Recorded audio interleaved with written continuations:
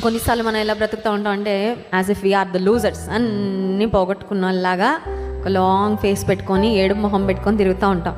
మన ముఖం మనకే చూసుకోబుద్ధి కాదు, మనల్ని చూసిన వాళ్ళకి ఎవ్వరికి మళ్ళీ చూడాలనిపిదు. అలా ఉంటాయి మన ముఖాలు కొన్నిసార్లు. కారణం ఏంటంటే వి ఫర్గెట్, మర్చిపోతాం మనం దేవుడు మన అండగా, మన కొండగా, మన బండగా మనకు ఉన్నాడు అని మర్చిపోతాం కదండి. అదే సమయంలో ఒకసారి మళ్ళీ జ్ఞాపకం చేసుకుందాం. We have a God who is supporting us. మళ్ళీ బలపరిచే దేవుడు మనకు తోడుగా, ఒంటరి వారం కాదండి. దేవుని నామానికి మహిమ కలుగును గాక. ఇంకొకసారి పాడదామా, యేసు నాకున్నాడు అని.